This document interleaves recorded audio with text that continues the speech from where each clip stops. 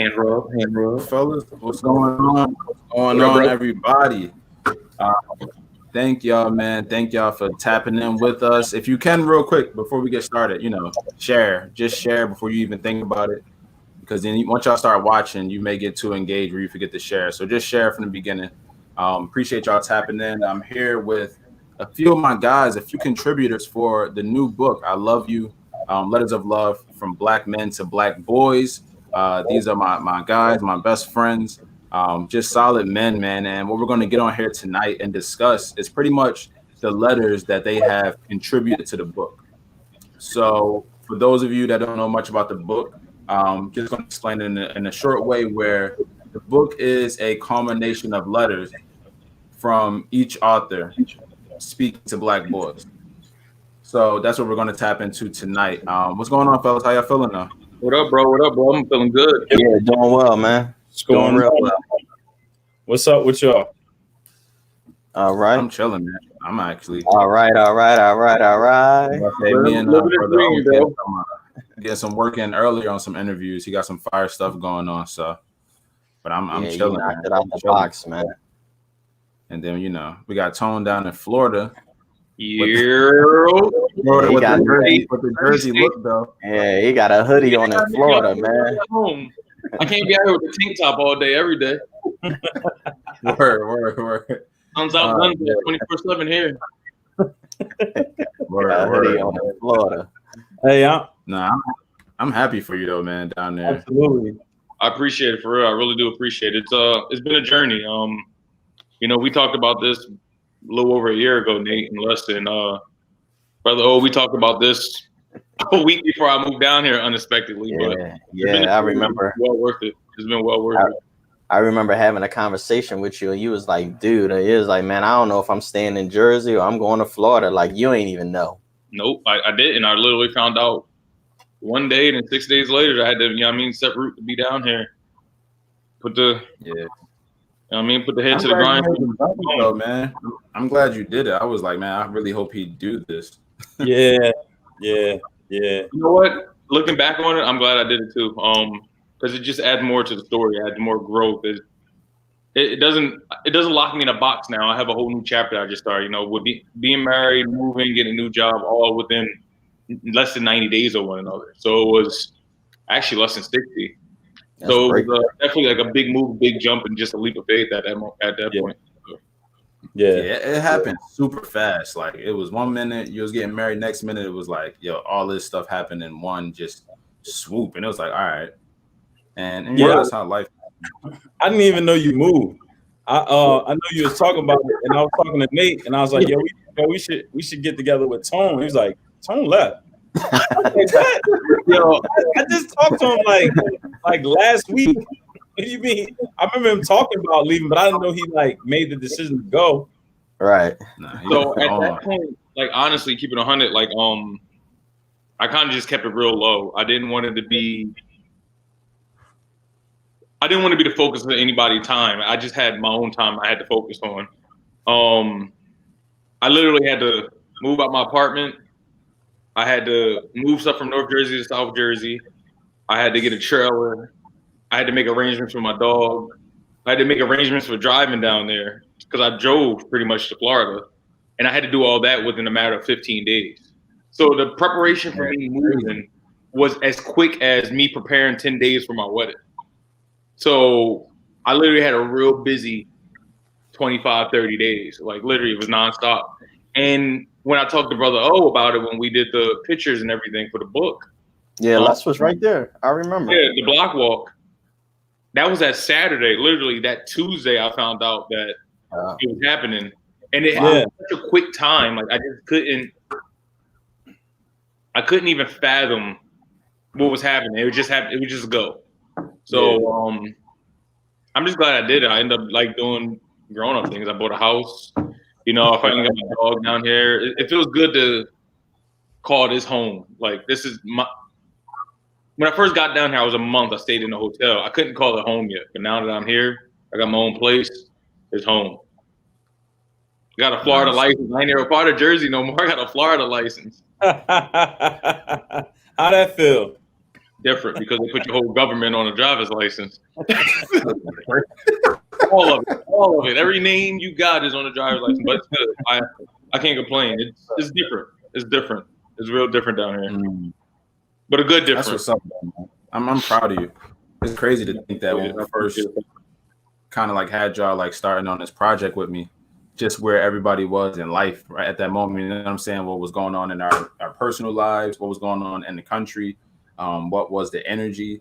And that's kind of what I want to tap into real quick. And any of you can start, but I want to know when I had first like pitched it to you, like, hey, this is what God placed in my heart. This is the idea I have. This is the concept. I want you to be a part of this. Like, what was that initial feeling like? Like, were you excited? Were you kind of like, I don't know? Were you kind of content? Like, oh, I mean, I'll help out. Or, you know, what was that energy? I'll start off. So for me, it was more of, I was coming out of a negative, I'm going to say a negative mind, but a busy mind. When you had told me like we was unsure about what was going on with the wedding, COVID was hitting, so many things were just happening at one time. And I was like, you know what? Nate's never let me down, and I can't let him down. He asked me to do this. I didn't take it as a burden. I took it as more of an opportunity. Like, but the energy that the place that I was in, it was like, you kind of yanked and pulled at me to get more out of me when it came to it. Like, hey, first we said I need 3, now I need 5, 7, 10, whatever you can produce. And for me, bringing that energy was like me just tapping into the place that I was in. Like I was, you know, still dealing with my high school kids who I was coaching. So it was easy for me to be in that space because I was around them, seeing what they were going through on a daily, seeing how, you know, them actually knowing and seeing and feeling what was going on in America at the time. Knowing that they were used to being out in the streets, now they're confined in their homes. They are seeing, you know, people like them being murdered. They have seen, and it was really affecting them because I was talking to these kids every day. So it was easy for me to tap into that place at the moment to actually start gathering and pulling. So it actually gave me a little relief on planning on a wedding, and just all the other little things that happened in time, real time at that moment. Yeah, like for me, it was just, it was like an honor. It was a privilege. I mean, I honestly didn't know that you viewed me like that as an author. And what was so awesome about when you asked me, and then you gave me a template on how to write. So I was like, oh, not only did you ask me, you gave me some specifics so I couldn't just write anything. And I thought, I just thought that was remarkable. I thought it was awesome. At that time when you did ask me, number one, it was a privilege, but then I was just thinking like, wow, I'm able to write to my future son-in-laws. I'm able to write to just a populace that I wish I had them letters. I wish I had my older brother or my uncle or father, grandfather be like, look, read this. So to know I was being a part of history and you reached out to me and asked me, then you gave me a template, like you wrote a short one. Cause I'm like, man, I wonder how much I got to write. Maybe a paragraph. And I was just blown away. Like, man, it was an honor. Cause at times you go through life, the hustle and bustle in life, and you don't think people view you how the way they view you. And when you did, when you saw me and was like, yo, would you like to be a part of this project? And I was like, yeah, sure. And then you gave me a template, and I just was like, man, this brother gonna help me too. I was like, oh man. So if anything, I was humble. Okay, that's what's up. Yeah, I was honored, man. Of course, it was I was in a place where I had a new baby, so that was tough, you know, and I had it took a while for me to just get out what I wanted to get out because it's so much, man. You know what I mean? When you think about what you went through and what you want a young man to know as he grows up and avoid certain pitfalls and, you know, it's just different things. And then I remember my wife blessed me because she was like, you know, just write to your son, like what you would want him to know. Right. That's awesome, man. You know, and then from that point, I just went in and I just couldn't stop writing. Where I had to break down, like, all right, what? I was like, he definitely had the longer letters out of everybody. He definitely had. When I went back, he had longer letters than probably everybody. I think the next closest person was like AJ. I went in because I want young people to see this and really, you know, have something to apply. It wasn't so much like, it was some encouragement in there, but it was like, yo, here's step 1, step 2, step 3. You know what I mean? I wanted to give them something to apply because I needed that when I was growing up, man. You know, I needed that, you know, so that's where I was at the time. And like you said, Tone, with all the things going on with the, you know, seeing the young people shot in the street and you know, all the injustice and things like that, you know, that crossed my mind as well. So it invoked a lot of emotion. So some of that went in there as well. So, you know, it was just I was honored, man. I was humbled, you know. We've been talking about this for some time now. So I appreciate it. Word, much appreciation. Like, I never thought that I'm kind of like with Brother O. Like, me and Nate, Les, we go way back, but I never thought that Nate would have viewed me as like the person to actually like, yo, I want you to be a part of my book. I want you to be a part of this. Because we always, no matter what we did, we always supported one another. Right. But I never thought that, like, y'all know me. I'll send 15 text messages that could have just been one paragraph. I'm sending little sentences, literally a bunch of little sentences back and forth. I don't like writing long. I can talk it, but I just hate actually writing it. The aspect of it. So to actually have Nate focus me onto that one task because I'm so sporadic, it was a blessing. It really was. It showed me that I could do it, and I appreciate it. Much appreciation. Yeah. And Nate, for me, I don't remember the climate of our country other than a lot of black people disliking our president, but I can't remember at that time when you asked what was actually going on. I know George Floyd didn't happen yet. I know that didn't happen, but I can't remember. It was a lot of chaos though. It's been a big year. This year been crazy. Yeah. It was an emotional roller coaster that whole time. Like we were just fresh off like that. I do remember when I was sending you the letters, it was like at that time I think the gentleman's name was Ahmaud Arbery or something like that.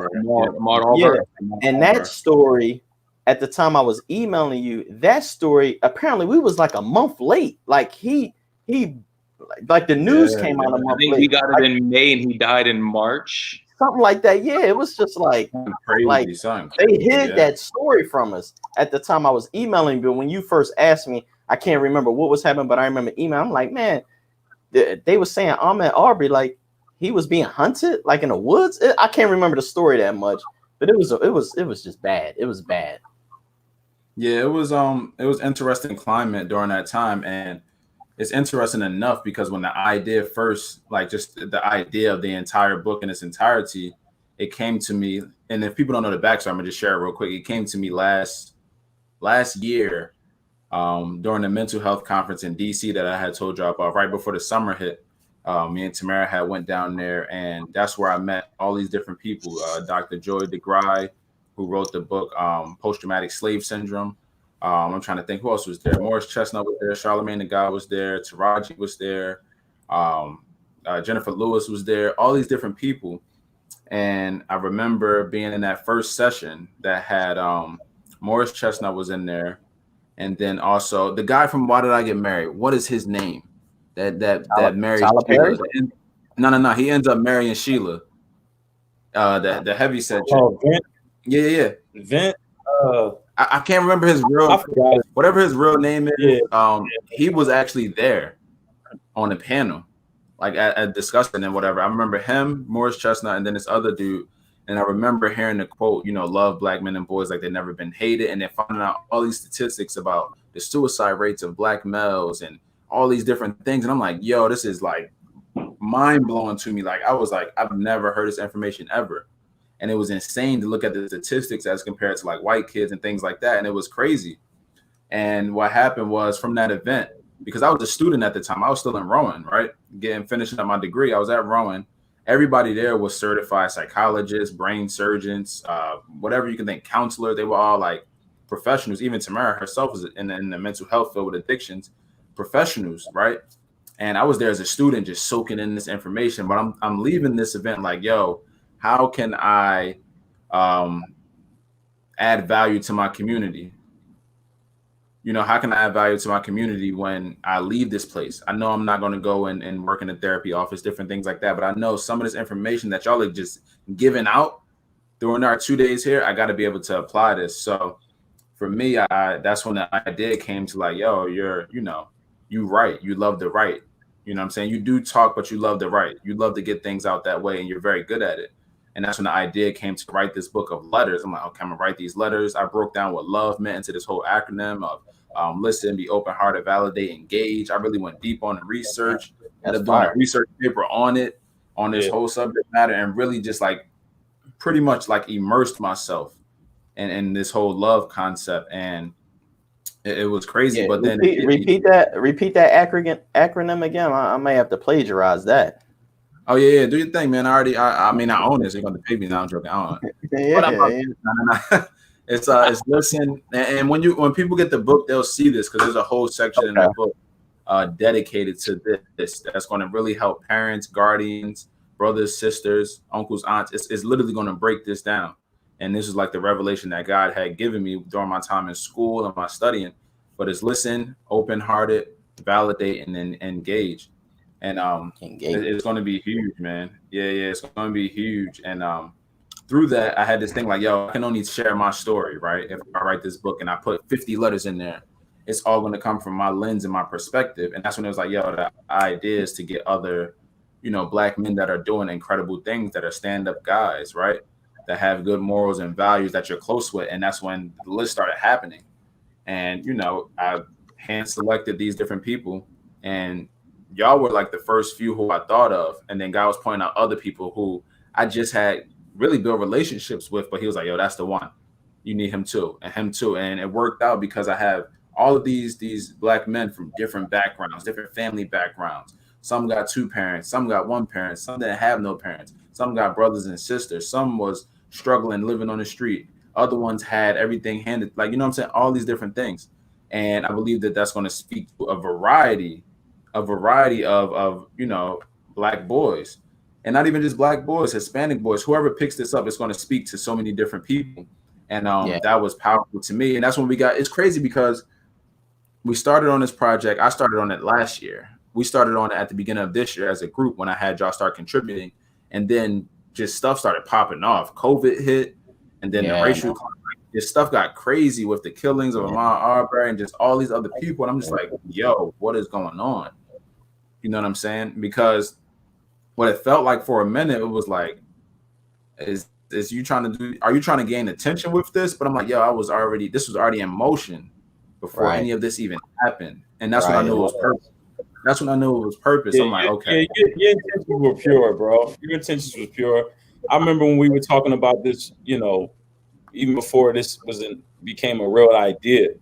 You've been talking about this for years, and I'm just glad that I was a part of it. And I didn't mean to cut you off, but I just wanted to make that clear. Like, this is but that's crazy though. Nate, you got backlash by individuals thinking you did this because of the pandemic and the global crisis. No. I didn't get backlash. But it was a thought because a lot of people were like opportunities. When stuff happened, people pop up with stuff like, oh, this and this and t-shirts and this. And it's like, yo, where were you when everything was calm? Because that's when we need people. Right. Y'all wait for the heat of the moment. And that's my issue with a lot of things that go on. We were talking about that earlier. People like try to pimp the system and try to take advantage of certain stuff. You know what I'm saying?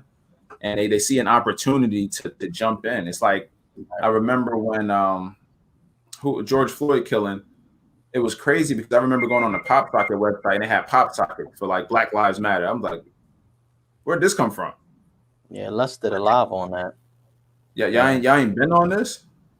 Yeah. Like y'all wasn't surprised. It was so many different things, and it became really popular to like Black people and to support Black people. And I was like, it was to me, it was corny in so many different ways. But God reminded me like, yo, you know, this was what I commissioned you to do way before this happened. Like there's purpose in this and it needs to come out when I say it comes out. And that's when the process I got it cooked. You know, I was a little aggressive with some of the fellas like, yo, I need this. I need this. I got the timeline. We got to do this.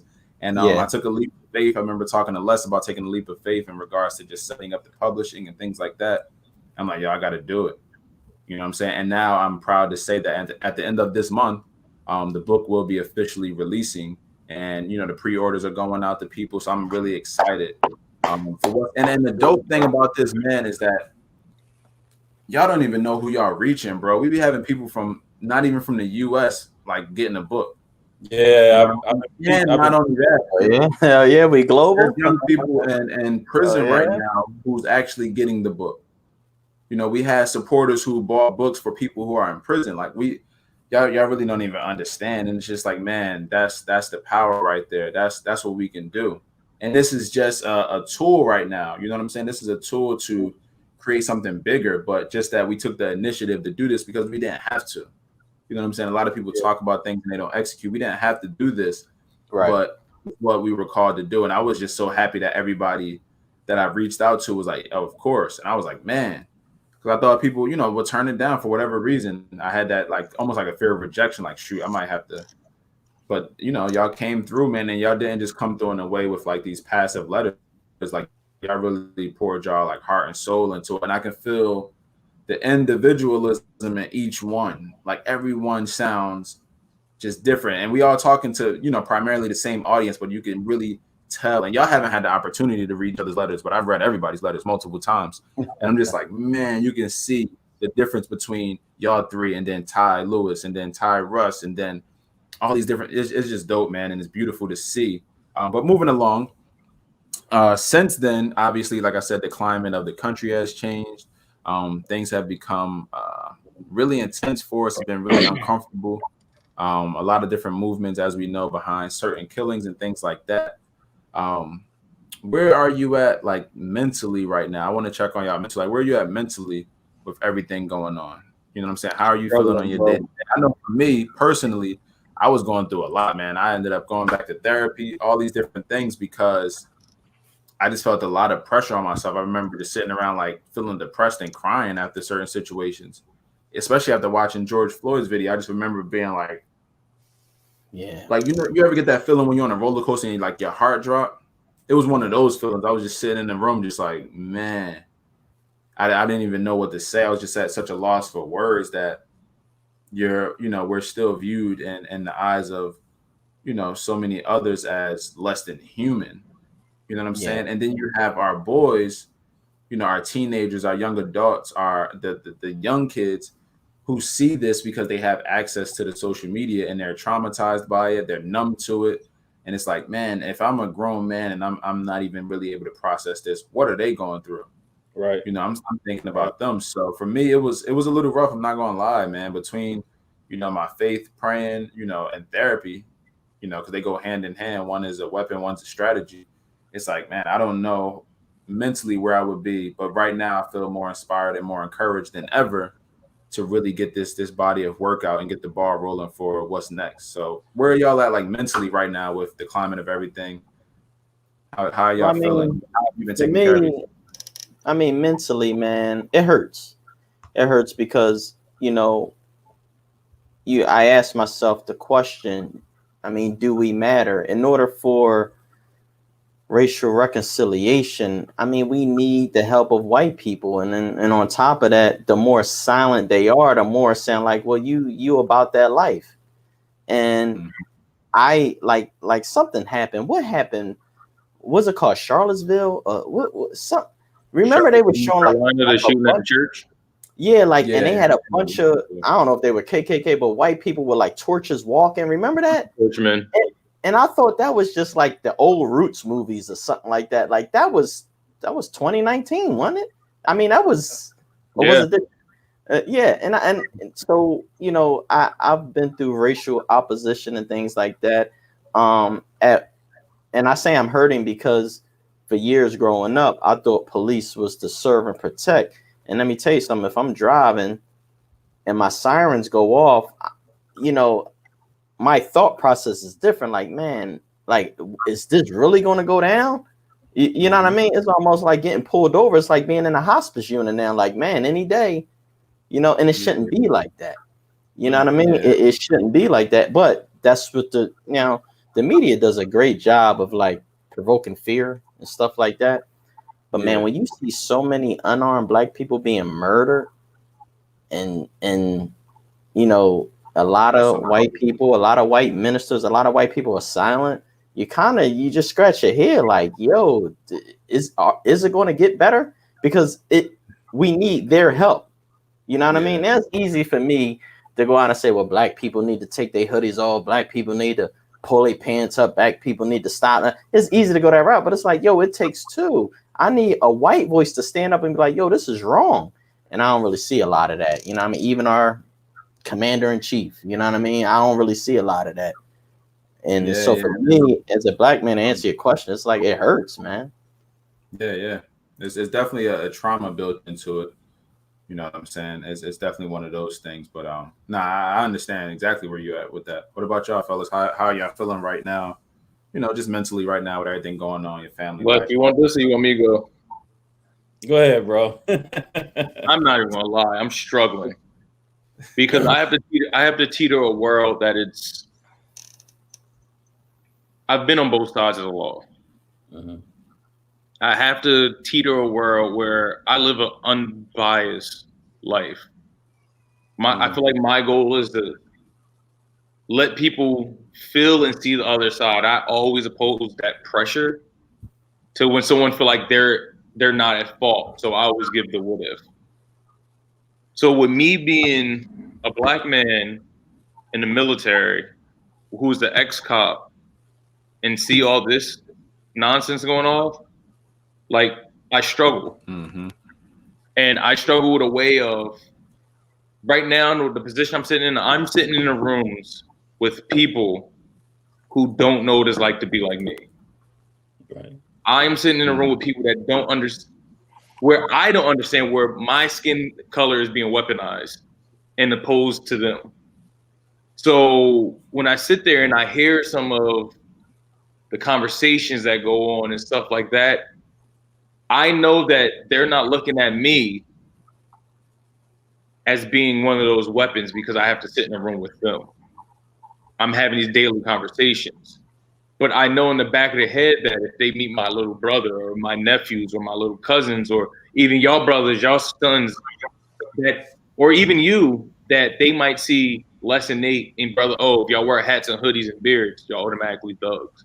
When I know you brothers are pure-hearted men that are really going through life the same way just as, you know, the opposition is.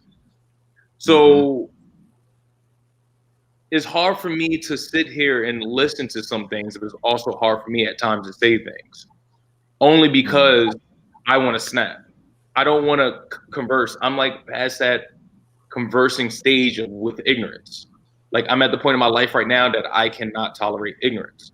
But I know out of my professionalism and me just being an unlawful bias and being a humble guy myself, I struggle with sitting here listening to some of the bigotry that really goes on between some of these people that are untouchables. I'm gonna call them untouchables. But when I say that, it's because they can ride down the street and just be a normal person.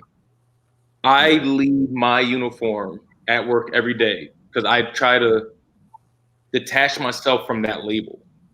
I try to detach myself from just being in the United States Air Force or being an armed force member or being a cop. I need to feel and breathe and be a human, a black man walking this earth. And so I struggle when I come home. Luckily, the neighborhood I live in, we're pretty diverse and all my neighbors are nice. I have really good neighbors. I live in a really good neighborhood. But I know outside of this neighborhood or even in this neighborhood, there might be people that are just don't approve of me living here. You know, like, I work just as hard as the next man or the next guy. I paid just as much money for my house as you did. What makes you think that I'm not worthy of being here? So luckily here, I haven't ran into that.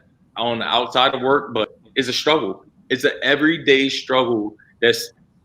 I feel like some days I'm being torn apart because I know where my morals stand, but I also know everyone's morals aren't the same as mine. You know, to me, I live life not seeing color. I judge people off their heart. And I've been stabbed in my heart by most people that I shouldn't be stabbed by, people that I trust and believe in and stuff like that. But when it comes to this climate that we're in, it just puts me, you guys know me, I am the spirit. I am going to make sure everyone's having fun, but I just been in such a dump sometimes, just seeing how I go to a Walmart, I see how blacks are treating each other. I see how whites are scared of us. I see how Hispanics think they're different than us. And then at the end of the day, like it just comes a real nasty place that I'm in sometimes. And to balance it out, like it just I haven't found that means yet to actually get back out of that hole of impurity that I'm in, simply because it's just so much going on. Like I'm down here in Florida. Florida's a red state. Florida is red. Florida is super red. When I tell you, I thought I was in bizarro world because I've never seen more Trump flags ever in my life. And I'm not saying we have a different understanding of Trump as not our president. Us four right here, especially me, Nate, and Les, because we grew up literally in an area that was plagued and diseased by our commander-in-chief now. But I can't voice them opinions because he's also the guy that signs off on a lot of these fundings and stuff like that. So I stand in the struggle there. You know, at the end of the day, I joined before he got here, and I'll probably be here while he's out of here. But I've seen more support for him down here from black and brown people than I've ever seen in my life. Oh, yeah? So that's another struggle. Wow. Like literally, you'll see all kind of Hispanics and Latinos flying gigantic Trump flags. Yeah. Like even on their boats and their cars. I'm you know, obviously New Jersey is a blue state, but I got a question for you, Tone. Like, what black folk, what have you heard them say good about Trump? African Americans. I've heard mostly the pros and cons. And I mean, the more pros than cons. Yeah, and I mean, I want to hear some pros. Like, what are they saying? Most of the pros I hear, I don't hear it to your everyday man talking about Trump this way. I hear, if you guys are familiar with the Boondocks, I hear the Uncle Ruckuses. I hear the guys that, actually the Toms, like he knows he's black, but he wants to fit in with the others. Like Carlton from Fresh Prince. Also the business owners. So I hear the business owners that are black or brown talk about this, and it's about Trump because they know they're getting these big business cuts. Yeah, I got you. It to me, it's like, it's kind of hard for me to say. I don't.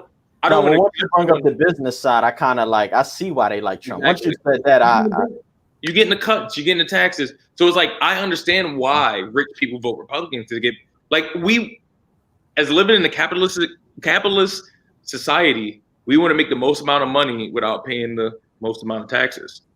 That's just what we are. Mm-hmm. That's just what we do. We want to make as much money as we can to put in our pockets and our family pockets. Mm-hmm. That's everyone. I don't care who you are. As much as you make, the more you're going to give away. But the thing is, you want to make more to give, or want to make more to put in your pocket. So if you're going to secretly vote Republican and still speak the blasphemy of you're a Democrat, it is what it is at that point. But when I say, like, it was just a shock, because we see, besides that one incident that happened in, what was that, Williamstown not too long ago, where the guy was impersonating the George Floyd situation. That's like the only thing you really hear about the red in Jersey. When I came here, complete red. Like, it's Trump stickers in Cuban jars, Mexican jars, Puerto Rican jars, Venezuelan. But then once I found out that this was about business, I was like, this guy doesn't even want you here, but you want to support him because it makes your pockets fatter. So it just puts me at an uneasy place sometimes. Like, I understand, I get it, but like I said, I'm just dealing with a real weird spot where my morals wants to take over everything that I do. And I try to prove to, my constituent that, yo, listen, like, just because I'm this color skin don't mean I'm a dummy. Like, some of these guys I work with don't realize I joined the military after college. I didn't join it for college. I had a life before this.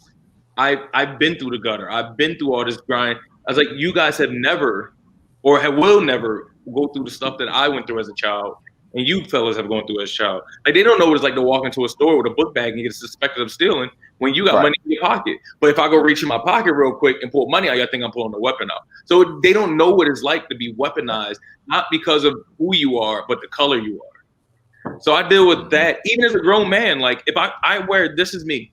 This has always been me, hoodies and hats. I am fearful to wear a hoodie in Florida if I'm not going to the gym simply because of what happened to Trayvon. Like, it's different things. Like, you got to move a different way, but it's an uneasy balance that we have to live through at these. And for me, don't get me wrong, I love living in Florida. I love the palm trees. I love the fresh air every morning. But it's just, I never lived in a red state, so it's a different change for me. Got you. Definitely different speed, for real. But you're handling it well, man. You're handling it well, and I can definitely, that can be challenging because for the weak-minded, individual, especially black man, that can be super challenging. You can be quick to react on some stuff and get yourself damned up. So you're headed. Good thing. I appreciate it. What about like, you, I'm trying my hard. It sucks at times. It does. Sometimes I just want to be like, let me take you to the hood one day and see how we live. See how we grew. That may be trauma for them. Like, if you want to know what a trauma is, and some of you guys never been to war, that's a whole nother type of trauma. But if you want to know what it feels to be black, let me take you to the hood and leave you there for a little bit. Just to see the conditions, just to see the smell, just to see how it's hard. Yeah, even still, they wouldn't understand it. They wouldn't understand. They wouldn't understand it based on the environment. It's the color of our skin. That's it. Right. It's not even the environment. We can show them an example of what some of us go through, but they would never be able to feel the same thing. You know what I mean? Like you said, going into the candy store with the book bag on. You know what I mean? With money in our pocket, and then we go to like that. Then they don't ever feel that, and they've expressed that to me before. I've had conversations with some guys that really they like, I don't want to say they respect it, but they understand. You know what I mean? And we've been able to have conversations where it's like, yo, I'm not at all want to act like this isn't a real thing. You know what I mean? Like, I'm not going to sit here and try to act like, you don't struggle because of the color. Like, we have dialogues that way, and I appreciate those kind of dialogues because it makes them. We're all human, real talk. We all human, but it makes me feel comfortable. It makes them feel comfortable talking about the very things that are very uncomfortable that this country just never really talks about openly. Like, it's always one-sided, but nobody really comes together to have a dialogue amongst both, you know what I mean? What both are going through, and having an open mind, like Nate said, part of love is being open-minded, not like, no, y'all did this and y'all did that and this, going back and forth. It's just like, look, I'm gonna express this, you express that, and we just kind of go back and forth, but not trying to cut each other's heads off, like who did each other worse or whatever. It's just, look, here's the reality of the situation. Here's the reality. Like, we had a disadvantage at times. You know what I mean? That's just the reality of it. Like, we just had a disadvantage, unfortunately. But at the same time, there's many different opportunities. And this, Nate, I'm gonna answer your question like this, because as Tone was going, you evoked so many emotions. I was just like, how am I going to answer this question? I should have went first. And the funny thing is, I should have let you go first. I should have went first. I'm not aggressive, and this is for aggression out of me. Yeah, Like, it pulls the aggression out of me because so many things happen that I'm glad mental illness is a big thing and mental health is becoming really big because we've been going through this crap our whole lives. yeah. No Not doubt. even put a name to it. Like now you see a little black kid run down the street and he's just wow. It's not because he has ADHD. It's because he has nothing. He's seen something that he wasn't supposed to see as a 7 or 8 year old. Yeah. You know, like it's not ADHD crazy. in the real thing. That's why this book is so yeah. important. This book is so important. Yeah. So I'm glad you said that, Tone, because there are some things. There's like been some we're sugar water babies. Like we're sugar water babies. We knew what it was like going in the crib real quick. Grandma or mom said, "Don't mess with no Kool-Aid." You put a little sugar in the water. You got, you know, and these kids will never know that. And I'm so happy we're a part of this situation where we can actually show them. Yeah. We can actually let them understand, and they can feel it because they are of us as we are of them. Yeah. And that's what this book is. It will be so. I just wish, like you guys were saying, I just wish I had these steps. I have an older brother. He's 6 years older than me. He used to, in one of my letters, I talk about it, where he was the apple in my eye. I wanted to be no one in the world but my big brother. But at that same time, I had a little brother that was 6 years younger than me that I neglected because I wanted to be so much like my big brother. But once I got to the age to realize that being him wasn't going to benefit my little brother. So I had to just change my ways. I had to see it into my lens of what my life was to the eyes that are now upon me. And I just wish that, don't get me wrong, my brother did everything he could to be better, but my brother moved out of the house when he was 15. That left me at 9-year-old Tony trying to figure it out. But I just wish I had that guidance. That's why these letters are important. So they can have that guidance and that balance and to understand that you're not going to make the right step every single time. Sometimes you got to take a left step. You can't walk on the right side every single moment of your life. You got to hit them dark sides. You got to hit them dark points. You got to turn some dark alleyways to know that there's a light at the end. Right. So, my bad. I didn't want to get deep for you. I didn't want to get deep for you. You're good. I'm about to go deep. Hold on. Real quick though, before we can continue, because I want Les to finish up what he was saying, and then I know, brother. I'm just gonna add my guy Ricardo, who's also a contributor to the book as well, and me and him connected like not even that long ago, honestly. But add him to the stream right now. He's there. Ricardo, what up? Good evening, brothers. Good evening. How are you? Doing well. Doing well, man. Thank you. My apologies for being late. I had to put the little ones to bed. Hey, I understand. Hey, man. It's all good. Thank you. I'm about to say, this is bedtime for a lot of people, especially with the virtual learning popping up. So, I'm kind of consuming y'all time. So I ain't going to hold y'all too much longer, but I definitely want you to jump in on this. More so, go ahead, I'll let you finish more so about, where you are mentally. And then, Ricardo, I'm going to have you follow up about, just where you are mentally right now with the state of everything that's going on. Sure.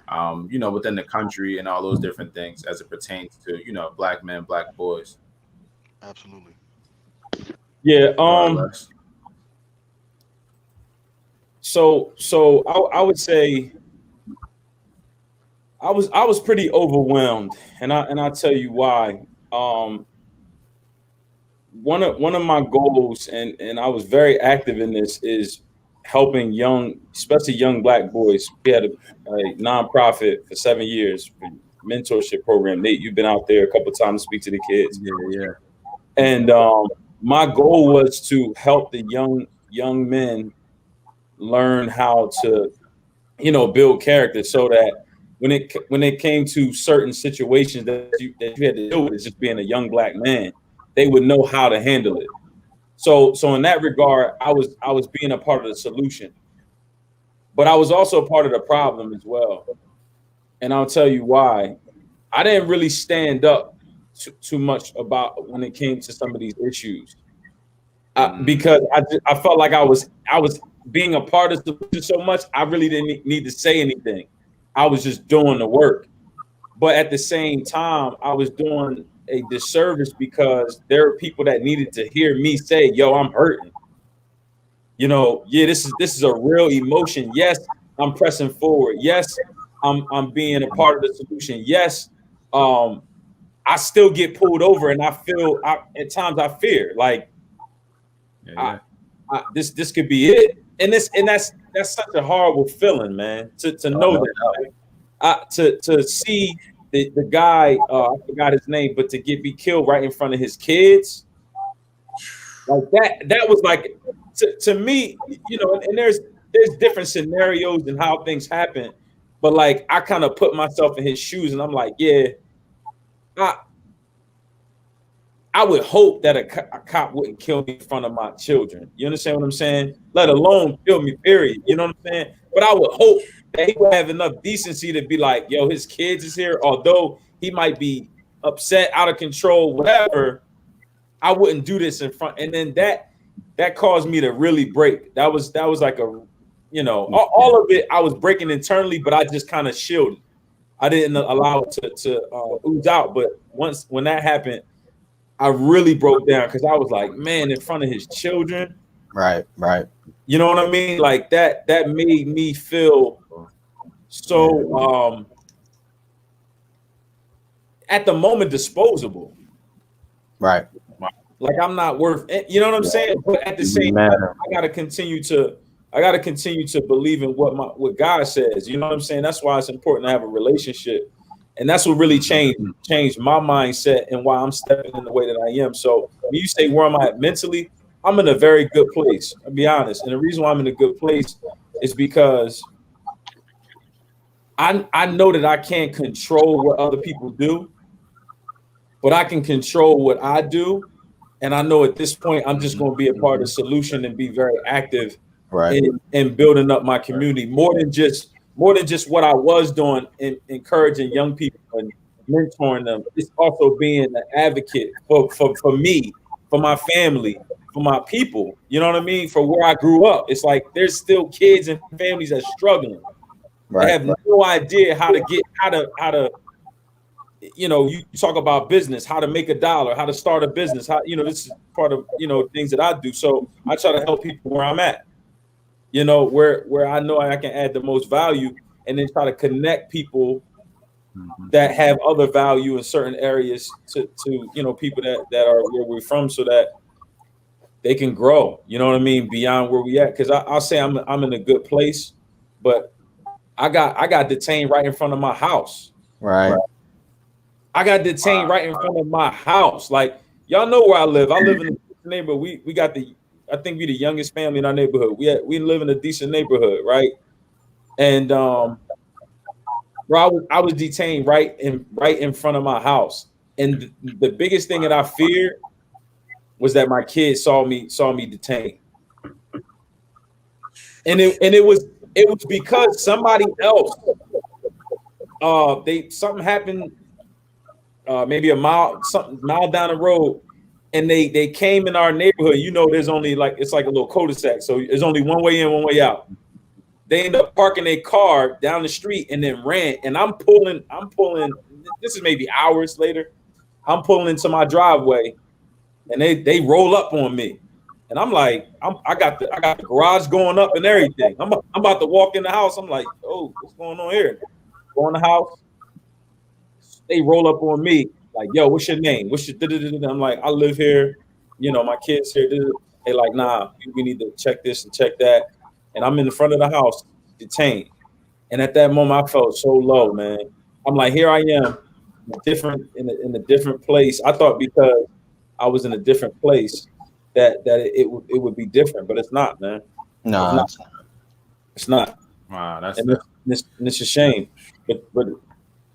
You know, it is, but we gotta be better too, though. You know what I mean? Like for sure. When things like that happen, we gotta speak up. You know what I mean? And then also we gotta speak up. But then like my son should know. He shouldn't see that, but he should know how to respond in that situation. We can't leave our young people in the dark about stuff like that. Yeah, that's Yeah, it's like huge, and we're gonna get into that a little bit after I catch up with Ricardo real quick because I have another question for y'all about the direction and what you're looking. What was your motivation behind what you were writing, and what are you looking to accomplish with that? But we're gonna jump into that real quick. I just want to ask Ricardo, about your mental state right now with everything that has happened, that transpired since I initially reached out to you. We ended up connecting. I came by your office. Like since that time period, a lot has happened. A lot of Yes. wild stuff has happened, and I just want to check in with you mentally to see how you are. Just with your mental health and things like that. So Yes. Yes. Thank you. Again, Nate, appreciate everything you've done. I love your grind. I love your enthusiasm, and I really, really appreciate it just being here tonight. It's been rough. I'm not even gonna lie. It's been rough, and I've always looked at myself as a very mentally strong individual. I thank the women specifically in my life who helped raise me that way, who raised me with a certain sense of um, importance in terms of letting me know that I was somebody, and that I was great. However, um, I think one of the tipping points for me most recently was this presidential debate. I mean, it just after comedy. watching that, I mean, it was so toxic that it made me feel like, is there any hope? Right. Like, is Yeah. this really what we are looking at as our leaders of the Right. future of our country? And I went to work the next day. I'm a real estate professional. I was an educator for 10 years, but now I am in real estate, and I work with a lot of doing your white thing. men, middle class white men. Thank you very much, Nate. Men with a significant amount of money, and they came to me like, hey, did you see that? And they're laughing. And I just said to one of my colleagues, like, listen, that's not even a joke. It's Like I, not. I like I don't want to hear no jokes. I don't want to see nobody laughing. Like if you when people came to me or I even seen things on social media laughing and joking about it in the memes, I was just like, guys or people, it's not appropriate because what the president did that night was a blatant disrespect for everything good and everything positive that we are Hmm. trying to do. Us as men, as black men in our communities, as fathers, as leaders, as coaches, as mentors, and then us as Americans. Like we have so much potential and we just continue to waste it over and over and over again. History has shown that every opportunity we have to be great, I mean, to be the shining light of what Hmm. humankind can be. People of different cultures Yeah. coming together and being great. We just continue to waste it with the leadership choices we make. Yeah. I mean, with our arrogance. That when we go to other countries, and I was really, really down. And I honestly, to be completely transparent, I felt for the first time in my life, do I even want to live here anymore? Do I want to Right. continue to raise my family and my children in this place? Because I fear that as much as I've done to get where I am, and a few of you guys mentioned, and I'm sure the rest of you are also like, we worked our behinds off to get where we are now, to live in a comfortable Hmm. place where, without violence and without, and good school systems for our children to go through, and we still can't feel safe. Like the Right. gentleman just shared, like getting detained in front of your children, in front of your house, really? Like I thought I got away from that, you know? Yeah. So Yeah. since then, things have, once you get to the routine of your daily activities in life, and being able to hold my children and love on them has definitely gotten me through that mindset that I was in terms of like really wanting to just pack up and go. Hmm. But it's still a struggle. It's a struggle every day, and I don't see it getting better. I see it getting worse. But I do think that potential for America as a society is still there. I think it lies, sadly enough, which it always comes down to, black people in America. Like we always have the pulse of the morale and the moral, ethical values of this country. Like we're always on it. You know what I mean? And what's happening right now in terms of the protest and what we're fighting for. And shout out to LeBron James and the effort that he's doing with voting and like that. It always comes down to us for some, you know what I mean? For some reason, like we're always at the center of what America needs to do to change and be better. Like people forget when Dr. King worked so diligently to get that Voters' Rights Act passed and those civil rights acts passed, it didn't just help us. It helped all minorities, black, brown, women, like it was for everybody. Like everybody got on that bandwagon. And I feel like it's going to take us again, you know, sadly enough, you know, the strongest ones. And I always say this statistic is like white men are the highest rate of suicide, but yet they're in the most privileged position, right? And black women have the lowest rate of suicide, and yet they're the most you know, they're the ones who are the most put down, you know, in the most and the most, you know, so and the reason why that is because of our strength, the strength of the queens who raised us, and the strength of us as black men to still be here and love this country and love what it has and has to offer and willing to put in the work, you know. So I didn't mean to go that far, you know, and go that long, but I just wanted to be transparent and just say, you know, it's a struggle, but this country needs us. You know, they need us. They've always have, you know, and we wouldn't be the power that we are without us. And it's sad to say that, you know, we're gonna have to carry that burden yet again, you know. So and the thing that sucks about it is we're treated as 2/5 at one point of our lives. Absolutely. We fought in every single war that this country has put us through. Died the first to die, and that we didn't even start. Exactly. And we still get treated badly as if we're in or if we aren't. You know, like I still get the looks, the stares, the feels, the vibes of just being a black man when I'm not in uniform. I even get it in uniform. You know, I even get it in uniform, and it's like, let's say you got to keep moving, you got to keep doing it, but it's tough.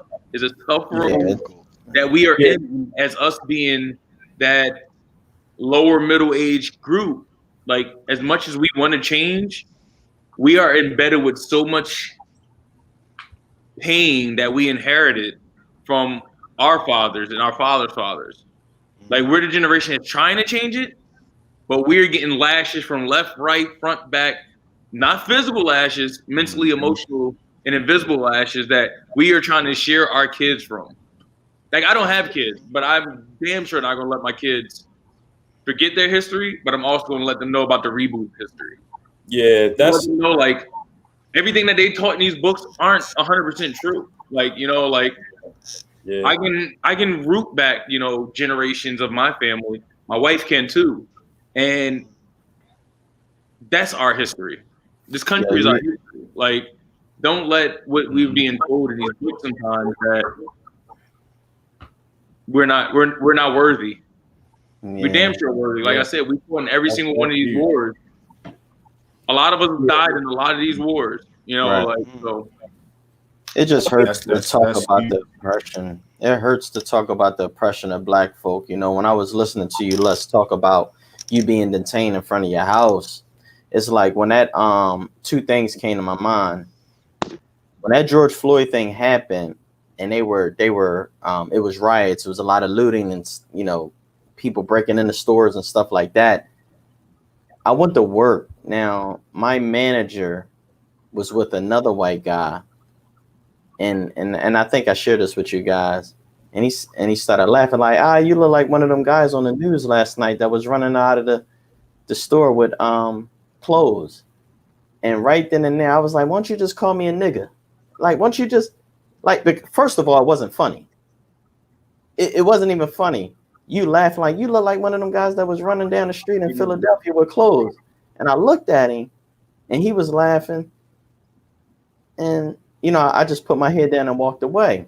So that same day, later on in the afternoon, I'll never forget, it was a little after 2 p.m. I'm up in the medical building and I'm doing something. And he was behind me. I didn't even see him.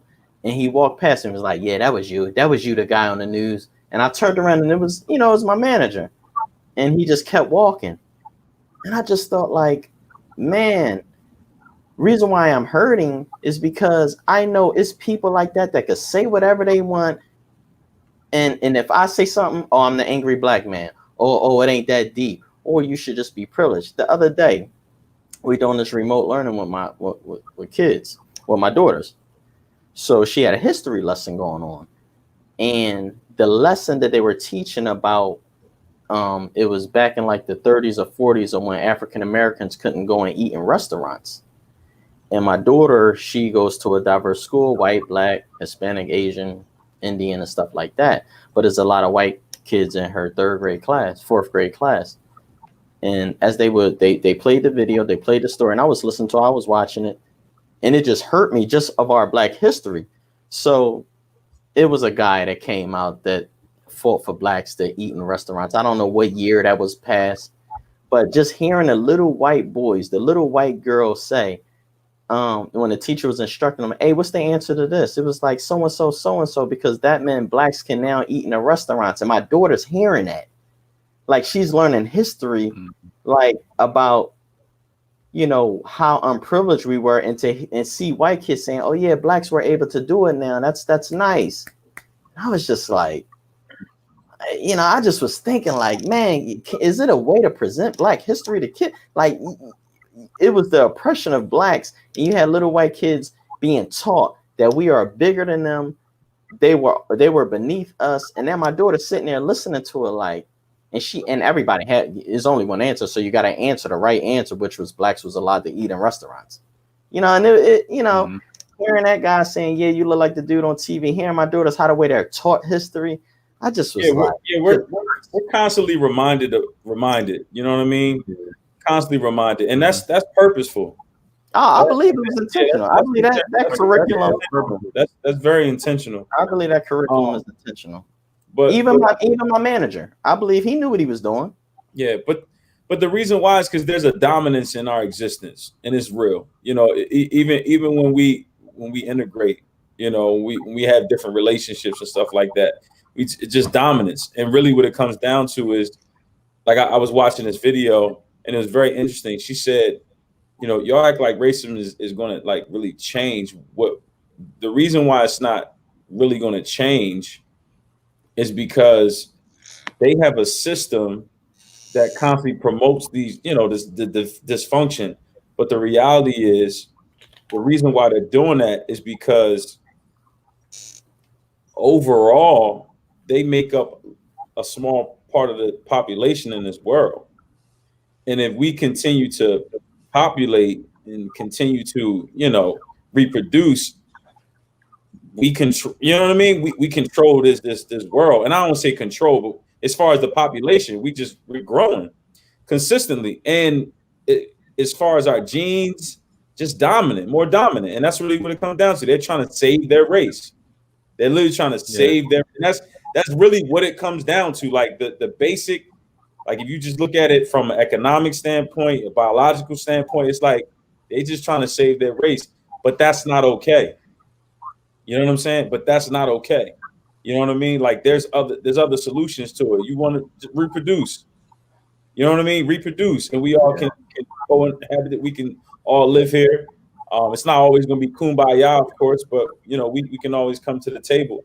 The thing that hurts me is that decisions are made in this country, and we're not at the table.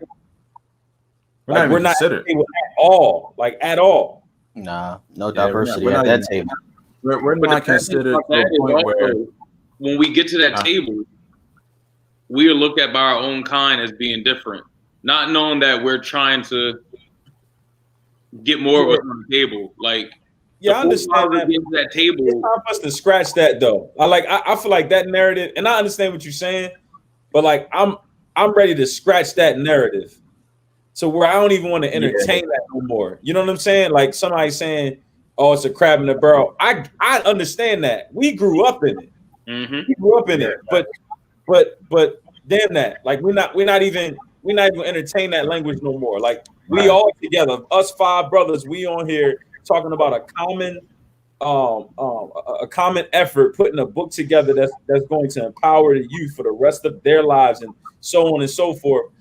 like I know Not to what you're mention- saying, and I appreciate what you're saying. No, I appreciate it. I ain't mean to cut you off. I just want to like I want to control the narrative. We're powerful. Yeah. You know what I mean? Yeah. We're at an advantage. You know Well, what I mean? Yeah, Because what I was we are going to say. black. Yeah, what I was going to say about the crab in the barrel, Jay-Z said it best. Crabs are not supposed to be in the barrel. You know what I mean? Like, we ain't supposed to be in the barrel. We're not supposed to be in the project. Like, of course, I'm going to pull down one man to get up. I'm not supposed to be here, you know? So that's what it's all about. We're not supposed to be in the situations that we're in, and we were placed in those situations because of the system that was put in place since the beginning, and we just fighting and clawing and trying to get our way out of it. You know, and it's a shame that the people around us sometimes, you know, have to be victims of us trying to get out. But I mean, you know, at the end of the day, is you got to do what you got to do to survive. You know, I was saying not enough of the crabs going like once they get out, going back into the barrel and going here. Y'all all grab on each other and let's pull each other out. Exactly. That would be a great narrative to, you know what I mean? So what I was saying, that's building a bridge. That's building that. That's what I was talking to the high school students about. Inflict the crab narrative. What I was really saying was like, we society look at that person that's at the table who's trying to make these seats at the table. Yeah. They are overlooked as a whole nother situation where it's like, yo, I'm trying to get all of us out, not as, oh, I'm better than you and you staying down here. I was like, that's what I'm trying to say. We need to shift the narrative that guy at the table is trying to bring us to the table too. Not he's a representation of us. So therefore we need to back him and be there. Not that he's there because he's trying to get away from us. Yeah, I don't know how much that reputation is out there. Needs to be taught though. You know what I'm saying? That's something that needs to be taught. And also when you're in a scarcity kind of mindset, a poverty mindset, man, it's one of those things where you got to get out of that first. You know what I'm saying? And then also no doubt, let's just build our own table. You know what I'm saying? It's one of those things. It's like Tyler Perry almost. Yeah. You know, y'all say Oscar so white. Why y'all talking about that? I'm gonna be down here building the table. Right. You know what I'm saying? It comes back to like that. That's the book. That's the concept. That's the everything we're doing. Is like, yo, forget all that other stuff. We're gonna pull together all of our resources, all of our wisdom and knowledge, experiences, package it in, and then put that out. And that's our contribution right there. The beginning of it. That's what it boils down to. Like, I don't know if I even want to sit at the table. Yeah. That's how I think about it. I love that. I love that, Nate. I love that you said, like, you know, I don't even know if I want to sit at the table. You know, it's creating your own. But to a certain degree, where we live at, we know what it is. So I'm cool with creating our own table. I'm cool with creating our own table. I absolutely believe that it's necessary, and we all should have our own tables. Like you said, we got to get out of survival mode first. Like getting out of survival mode first is like that's a shame that's the goal. You understand what I'm saying? Like where we come from, getting out of survival mode is one where most people are just born into just living. Right. That's good. They just born right into living, and we're at a disadvantage right from the gate just because of the color of our skin. So we gotta. I remember having the pressure. Like I worked for the Lang City Beach Patrol for 17 years. I remember having the pressure of being a black man because I wanted all of them to know that we weren't bad, like they all show on media. So I always had the pressure, and then it was so much. It was overwhelming because I felt like I couldn't even make a mistake. It was so much pressure, and then when you did make a mistake, it was highlighted as if like like the whole world was going to end. You know what I mean? When your counterpart would do something extreme, and it'd be like, you know, it'd just be brushed. They put us all in one batch. Yeah, and that's unfortunate, man. But it is, again, it's a matter of us constantly coming together like this. Like Nate, man, I applaud you. I appreciate you. I love you, man, for doing this because no doubt we talk about this often. Like I go into the schools, I go to these board meetings and all these other things and city council meetings and state meetings and they all talk about what we're doing right now. They all talk about it. It's all talked about. But nobody actually follows up. No one. I'm talking about even like higher up. Like they're not doing nothing. They're not doing anything.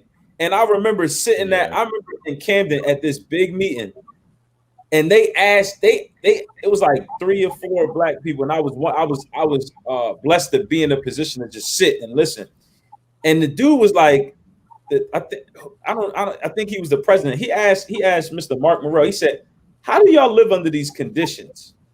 How do you do it? And how do y'all have success even in these conditions? I don't know how y'all do it." Like he literally said that to Mr. Morrell. And it was mind-boggling to me because I'm like, what? First of all, how can you just say that like that first in an open meeting with all these people? They just say what they want, man. The second thing is, I love how Mr. Morrell handled himself, because the way that he responded, I don't think I would have been able to respond that way. I was offended, and all 4 of us was, but the way that he responded, it made him, first of all, sit down, but then appreciate why we are here, because he made him understand that, like, we built this, man. Like we built this. Y'all capitalizing off of what we building, and it's unfortunate that y'all got the upper hand because it's a system that y'all built. But we've been building this here, right? Yeah, and the pendulum slowly swinging. Yeah, back. And then, yeah, absolutely. And just for time constraints, I don't want to hold y'all too long. And the vein of optimism, and I'm gonna have each one of y'all just share real quick. What are you looking to contribute with what you wrote? You know what I'm saying? Because y'all wrote some powerful pieces, man. Like I said, I've read over all of them a bunch of times, and they're equally as powerful and unique. So what are you looking to do? Because we're talking about, what is happening, what we're up against, what we're challenged with. And now we're also trying to supply solutions and make this world better before we all leave for that next generation.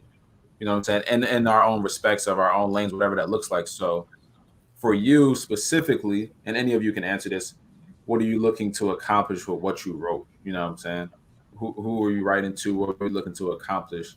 What would you hope would happen? Well, I hope that we're heard. I hope that that we're able, because when, like what Lester said, when you're in survivor mode, you don't trust anything. You just got your guard up on, So I hope that we're heard. I hope we can make a difference. And like for me, when I wrote my letters, it was more so of me turning to a 6, 7, 8, 9-year-old and saying, man, what would I like to hear? What did I need to hear? Because I've seen some things, from age 5 to 25 that no kid should have seen, shouldn't have heard, shouldn't have been exposed to. And Nate, how I always call you, like you king quote, like you the quote guy, you love quotes. Like I love interviews. And one of the interviews that touched me was I saw an interview with Bill Russell. And Bill Russell, I don't know how old he is now, but back when he was playing in high school, he was a high school guy. I don't know what state he's from, but his dad and grandfather went to the basketball game to watch his son and grandson play. And at the time, all whites, just all whites. And his grandfather was a slave. His grandfather was like a slave. His dad was making 12 cents a day. Can you imagine? And his son was playing high school basketball. So Bill Russell was the talk of the town. He was the talk of the town. But this would touch me. When Bill Russell's grandfather and father went to the basketball game, they sat down on the bench, and Bill Russell was so influential as a high school basketball athlete that a white guy came up to him, sat next to him, and shook his hand, like, how you doing, sir? Man, your son is doing a great job on the court. The grandfather started crying.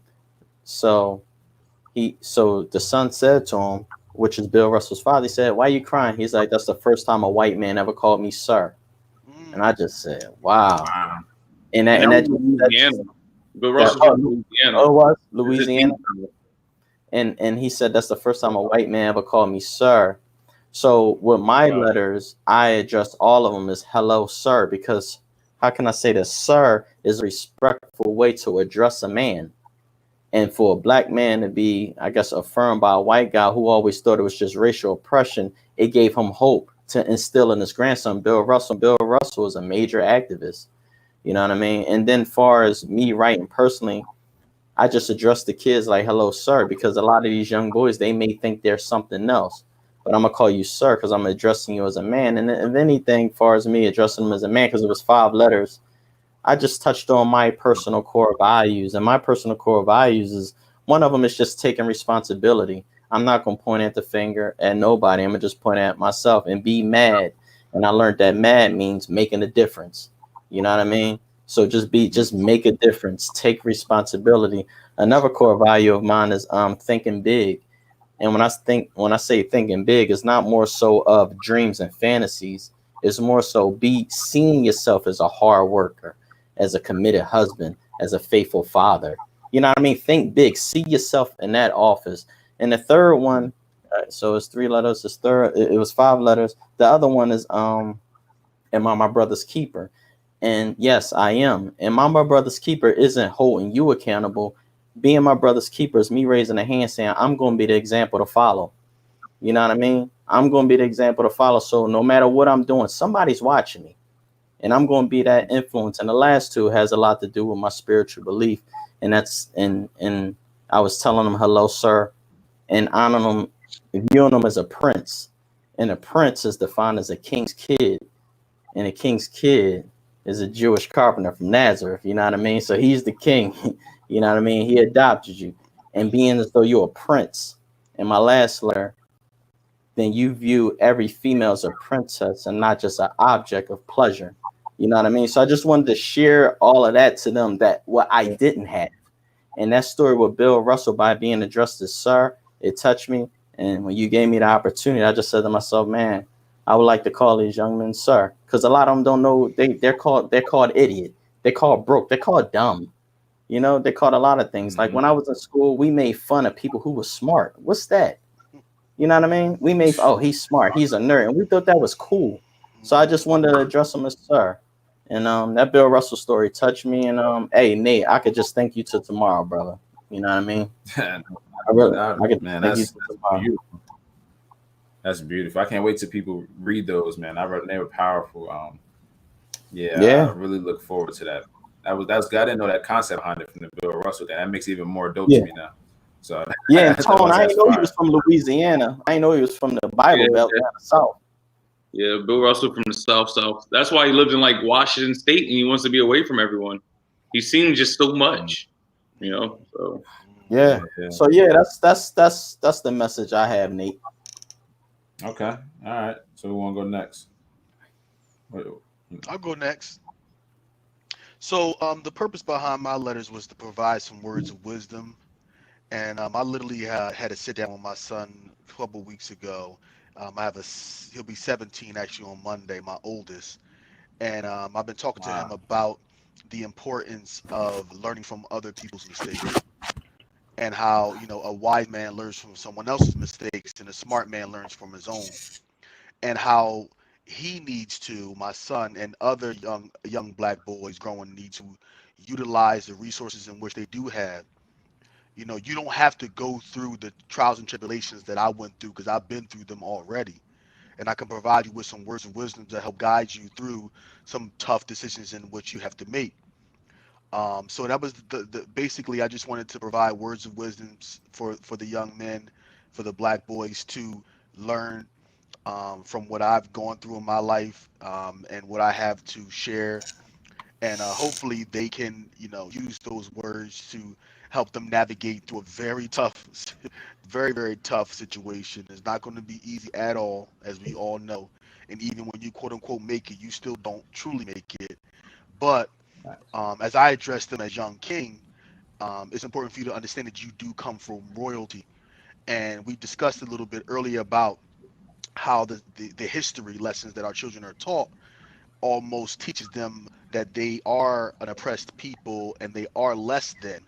But one of the things that I did as a teacher is I made it a point when I taught Black history that I started from Africa. And I actually did a theme on one of my third grade classes where our theme all year long was back to Africa. And I taught them that you come from kings and queens, and then now we can conceptualize how we got where we are today. And it was amazing what that did to them in terms of their self-esteem, and it was uncomfortable for them because they never heard it before, but it was also empowering to them because they knew that they were somebody. And I called them all year long Queen, Baker, King, Muhammad. Like that was the way I addressed them all year long. So that's why I chose to start my letters with Young King, because that's what you come from. Don't forget it.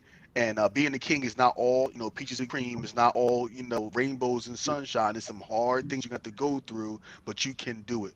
And also understand that you are the best version of what your family was. You're the best version of what your ancestors were. So take honor in that. Man, Thank you very much. No, that's good. That's powerful. Thank you for sharing that. That's absolutely the strongest verse. Wow, that brings a sense of like just honor and encouragement and motivation. So I love that, man, and I love the fact that just you really harped on that as a teacher. Teaching students like, yo, for some reason, we only taught your history started slavery. Like that's when y'all started as a people. Right. So it's actually way before that. Yeah, that was just a small phase of it. That's huge, man. That's huge, yeah. Oh man, these letters gonna really be blessing people.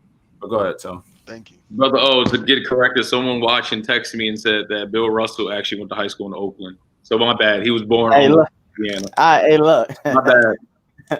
But oh yeah, it ain't Louisiana. Hey, I don't know. Hey, Louisiana, Oakland, but hey, I never claimed I knew. I never claimed I knew where he went. To kind of piggyback off of Ricardo, I kind of did mine too. A couple of mine start with Young King, and then a couple of them start with Little Bro or Little Brother. The ones that I used more, the Little Brother, was more of me looking retrospectively. Hindsight, like you said, is always 20/20. It was me looking back at the times that I wish I had that guidance. I wish I had that word from someone older, being my big brother. So I was trying to give them that guidance and to let them understand, to know that it's okay not to be right all the time. You can be wrong. And then I also did something with the Young King because, like he said, like we come from royalty, and these kids need to know that. And like you said, Nate, like people think that our history started at slavery, but they don't understand that before slavery, what was there? There was a point of time where we weren't, we weren't slaves. We weren't like that kind of people. But I just wanted to let them know that there's not going to be peaches and green. Like the grass, the greenness is the one that you water. You can think that grass is green, but you take care of the property that you have, I guarantee you it will be greener. So I just wanted to give them, an insight on that. They're great, they're beautiful. Being Black is beautiful. They're powerful, and there's nothing stronger than it. Once you believe in yourself, believing in the people that you're around and you're with, you're unstoppable. So for me, like that's where I wanted to take my direction, because I see a lot. Coaching for the 5 years I did was I seen a lot of the kids coming from the popish things, and I wanted to let them know. They always had questions. I told them, ask me anything they want to ask me about life, about anything, even from that date I had them as a freshman, and this year would have been my first year having my 4-year kids. Even in college, you have any problems, call me. Like I'm sending my college kids money if they need it, if they need to, so I'm letting them know that as a unit, we can do this. Even as an individual, like Ricardo said, you're the best version of your family. You're the best version of who influenced you. You're the best person of the 5 people you keep the closest. So it's about you at the end of the day, of making better decisions, better choices, and being a stronger soul, stronger person. That's good, man. That's good. I'm excited about that, man. Really, really excited about that. And I'm definitely putting that quote in my quote jar. Yeah. I stay with the quote. I know. That's empowering, man. That's the oh yeah, King quote. I'm gonna get a shirt that say that. Yeah, you can't quote, boy. King quote. Nah, but that's man, that's huge. And again, this is just like scratching the surface of what these letters really touch. And I can't wait for people to read them. You know, reading them to their children, read them to their nieces and nephews, letting them read it, reading them for themselves. Like even if you don't have any of this, the book and getting this and just gaining what's inside of it is powerful enough. Even if you're a female, it doesn't even matter. You know what I'm saying? It's that powerful and prominent. And I believe it's going to prompt some action within people, man, and motivate some people to make some moves and stand up where they see injustice and pour in love on these boys and just people in general, man. That's the basis of it. But go ahead, Les. I'll let you go ahead last. Yeah, I addressed all the I addressed them as young men. Because I was tired of that boy term, and Nate, I remember you mentioning something to me about how a lot of the movies, Baby Boy, Boys in the Hood, boy, like that's intentional. Man, that was crazy. But I think you said something where that movie. What was it? White Man Can't Jump. He was gonna title it White Boy Can't Jump, and the guy was like, "You ain't gonna call me no boy. You're gonna address me as a man." And I thought that's powerful. You know what I mean? To change the just again the narrative. It's just the narrative, So that's how I address them as great. Y'all know I always say great growth day. So great growth day, young man. Again, my perspective was just kind of right into because I had so much I wanted to write. My wife told me to write to my son. I just really wanted to write something that I felt that every young man could use from different aspects of life, from a spiritual, from an economic, from dealing with women. What was another? I think it was another one as far as being a great steward over your life. Like not just over the things you have, but just over your life, your existence, being a great steward, and all the people that are around you. And that was pretty much it, man. I love these young people so much, man. You just want to pour out as much as you can, and just hoping that they get it. But as far as what I would like to see is like a conference come out of this thing. And I know it's coming. Yeah, I would love to see that come out of this, man. That would be one of the that would be so dope to see all of you guys and all the other authors having a conference of all our different backgrounds and stories and that'd be game changer. Yeah. That would be game changer. Everybody that's listening, be on the lookout for that, because that is the thing that's going to happen. Probably not for the end of this year, but it's going to be happening next year for sure. Like I said, it's already in the works. You know what I'm saying? Since we started speaking about that, I was like, this has to happen because it can't stop here. This is the first part of it.